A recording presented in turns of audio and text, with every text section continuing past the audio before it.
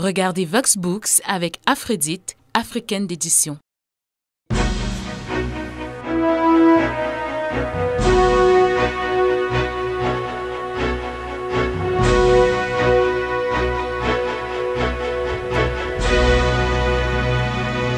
Bienvenue à tous et merci d'être avec nous. Aujourd'hui, nous parlerons d'intelligence économique. Qu'est-ce que c'est ? Quel est son rôle et surtout quelle est son importance dans le développement économique d'un pays? Nous prendrons le cas spécifique du Cameroun et justement, notre invité du jour est camerounais. Il est l'auteur de l'ouvrage L'intelligence économique camerounaise, l'IEC, nouvellement publié aux éditions Harmattan Cameroun.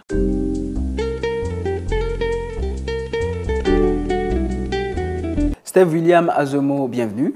Merci. Et merci d'avoir accepté notre invitation. Vous êtes ce qu'on appelle un manager opérationnel. C'est quoi ça? Le management des organisations, la compétitivité des D'accord. organisations. Un manager donc opérationnel. En 5 ans, vous vous êtes adonné à l'exploration, on va dire ça comme ça, du concept d'intelligence intellectuelle. Commençons donc par le plus simple. Qu'est-ce que c'est que le concept d'intelligence intellectuelle? Est-ce que c'est une nouvelle science? Est-ce que c'est une nouvelle discipline? Et puis, à quoi sert-elle? Et à quoi faut-il s'attendre lorsqu'on la met en place? Oui, on parle d'intelligence économique. On peut la définir plus simplement comme la maîtrise de l'information et des connaissances stratégiques en vue de la prise de décision. Voilà, simplement dit. Donc, on parle ici de l'industrialisation de l'information pour parvenir à prendre des décisions, pour parvenir à relever la compétitivité des organisations. Et on parle donc précisément des organisations camerounaises. On se comprend donc bien là, mais son rôle toujours, lorsqu'on la met en place, à quoi on s'attend lorsqu'on met en place? Lorsqu'on met en place une politique d'intelligence économique, ou bien quand on enclenche les processus d'intelligence économique, oui, on s'attend beaucoup plus à avoir un niveau de compétitivité très élevé. On s'attend beaucoup plus à avoir une entreprise croissante, une organisation croissante, un État croissant et fort, tant au niveau offensif que défensif. C'est-à-dire qu'au niveau de l'information qui va être divulguée, que de l'information qui va être protégée pour parvenir à une économie davantage forte. Alors, j'entends là anticipation, mais qu'est-ce qui la différencie tant d'une simple stratégie? Ce qui la différencie d'une simple stratégie, c'est qu'en termes de stratégie, il faut avoir une information stratégique. Et l'information, c'est du domaine de l'intelligence économique qui commence à faire de la collecte de l'information. Je vais peut-être remonter sur la définition du rapport Matre en France, qui avait dit que c'est l'ensemble des opérations de collecte, traitement, diffusion de l'information en vue de son exploitation pour les acteurs de l'économie. Voilà, l'ensemble des opérations coordonnées de recherche, collecte, traitement, diffusion de l'information en vue de son exploitation par les acteurs de l'économie. D'accord. Voilà. Globalement, on peut retenir un peu comme votre préface que l'intelligence économique est la maîtrise de l'information et des connaissances stratégiques en vue de la prise de décision. Si je dis comme ça, ça vous convient? D'accord. Ce qui évidemment constitue donc l'un des enjeux majeurs même du développement économique. Il n'y a donc pas de pays prêt ou pas prêt, un pays doué ou pas doué pour faire de l'intelligence économique, c'est bien ça? C'est ça, tous les pays sont au niveau adéquat pour faire de l'intelligence économique, surtout qu'elle n'est pas nouvelle, elle a été pratiquée depuis des années, mais sous une autre forme. Et on sait également que l'intelligence économique est un outil efficace pour tout type d'organisation, pays également. Quand on parle d'organisation, on parle de PME, PMI, et qu'en est-il des États? Les États également sont les bienvenus et ils sont prêts toutes pour faire de l'intelligence économique. Vous êtes l'auteur du livre du jour, L'intelligence économique camerounaise, IEC, paru donc chez Harmattan Cameroun en juin 2013.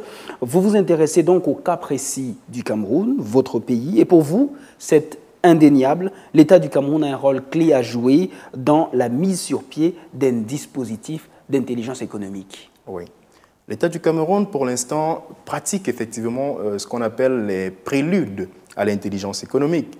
Mais maintenant, l'intelligence économique demande à ce que toutes les actions soient coordonnées, ce qui n'est pas encore le cas. Donc, il est question de coordonner toutes ces actions dans chaque organisation publique comme privée. Et ensuite, après cette coordination, on adviendrait à ce qu'on appelle effectivement une politique publique d'intelligence économique, ce qui n'est pas encore effectivement le cas. Donc, voilà exactement au niveau où l'État du Cameroun doit mettre la machine en marche. Et d'où notre plaidoyer au niveau tant de l'Assemblée nationale que du Sénat pour que cela puisse effectivement être pris en compte. De nos jours, les préludes de l'intelligence économique sont bel et bien effectués dans différentes organisations. On a des cellules de veille technologique, on a des cellules de veille stratégique dans différentes organisations camerounaises. Alors, ces cellules de veille, c'est un peu comme la matière ouvrière de l'intelligence économique. La matière ouvrière, la première étape de collecte de l'information qui permettrait ensuite d'arriver à faire de l'intelligence économique. Au Cameroun, dont nous sommes encore à cette étape-là, et il est question de chercher la coordination. Des informations que vous donnez plus largement donc, dans votre livre. Vous travaillez pour le compte du programme PRESDI. De quoi s'agit-il? Le programme PRESDI, c'est le programme de recherche sur les stratégies de développement par l'intelligence économique. C'est un programme donc, qui est mis sur pied depuis déjà 4 ans pour permettre à ce que la politique scientifique d'intelligence économique au Cameroun puisse être respectée. Donc, c'est un cadre scientifique à l'intelligence économique au Cameroun. C'est-à-dire que c'est un programme qui a pour objectif, en quelque sorte, de bâtir le référentiel de la politique publique d'intelligence économique au Cameroun. Pour vous, il est donc évident que votre pays a les atouts pour mettre en place ce projet. Le Cameroun a bel et bien des atouts. Le Cameroun a des exemples palpants de pratiques d'intelligence économique qui, si elles étaient davantage coordonnées, devraient donner ce qu'on appelle au niveau international une politique assez forte pour influencer toute politique étrangère. Une petite pause. Restez avec nous. On va découvrir ensemble d'autres livres nouvellement parus. On se retrouve juste après. À tout de suite. Au secours, je suis patron. Ce livre est une réponse aux cris de détresse conscients ou non, généralement silencieux mais parfois stridents, des gestionnaires aux premières heures de leur nomination et de leur responsabilisation. Au lendemain de la nomination, que faire? Avec qui? Quand et comment? Cet ouvrage les accompagne et les aide à devenir managers, c'est-à-dire efficaces et performants. Car pour l'auteur, être manager, loin d'être une simple affaire de détermination et de volonté, est une question de méthode et de compétences. Certains en parlent de manière théorique ou philosophique, d'autres, comme Viviane Ondoa-Biwole, en parlent en spécialiste et en praticienne expérimentée. Au secours, je suis patron, nouvellement paru aux éditions Clés. L'enjeu de la décentralisation en RDC. Organisation et gestion des entités de base, secteur et chefferie. De Bruno Kainmoa Maneno.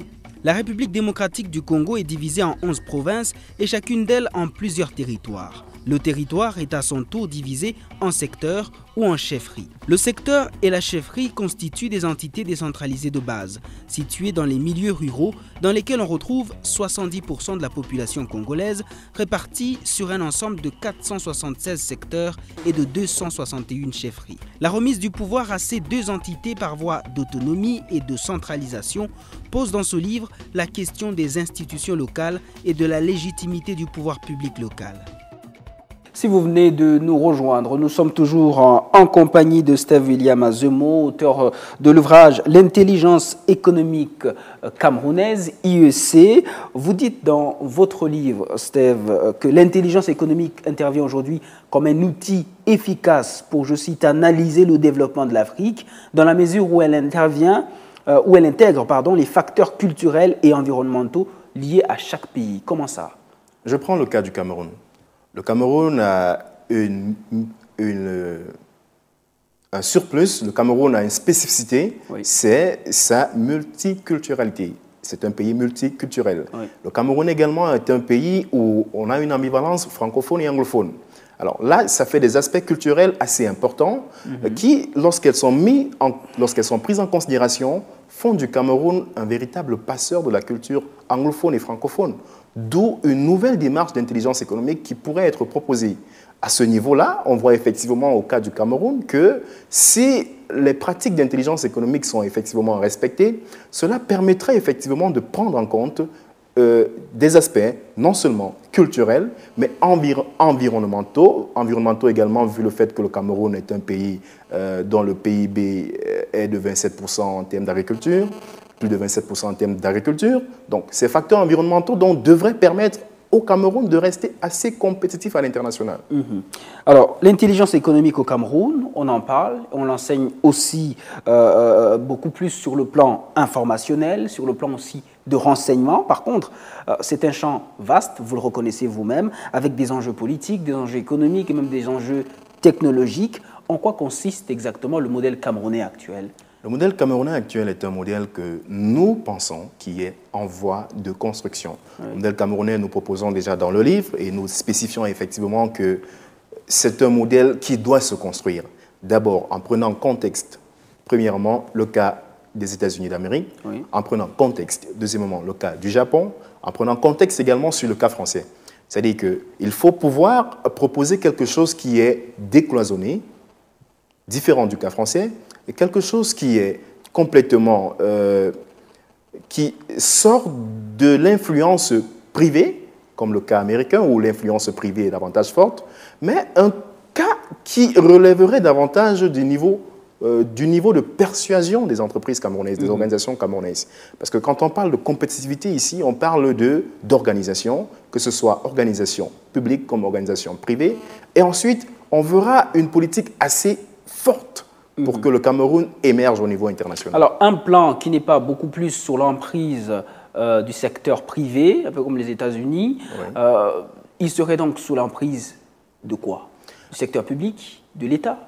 Justement, telle est la question et tel est l'objectif du programme de recherche sur les stratégies de développement par l'intelligence économique, c'est de bâtir cette politique publique-là, qui n'est non pas sous l'emprise privée, comme vous l'avez dit également, qui n'est non pas cloisonnée, comme en France, où les acteurs sont en train de se battre pour enlever ces cloisons, mais quelque chose de palpable qui prend contexte dans le Cameroun actuel, avec cette ambivalence-là, et qui propose quelque chose d'efficient.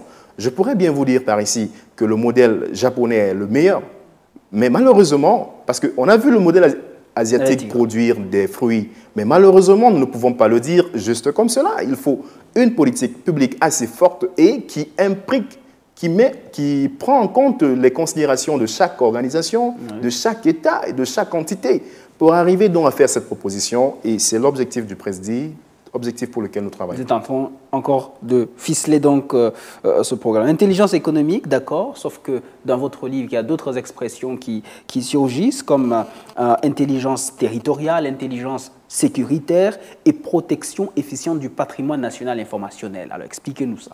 Alors, vous avez commencé avec quel terme là? Oui, intelligence territoriale. Intelligence territoriale. Alors, l'intelligence territoriale, globalement dit, je vais aller dans un cas exemple.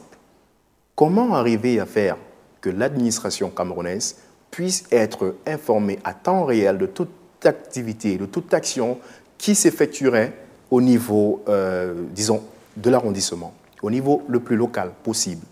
Cette information au niveau local, à l'instant T, pourrait remonter du bas vers l'administration en une seconde, en un temps T.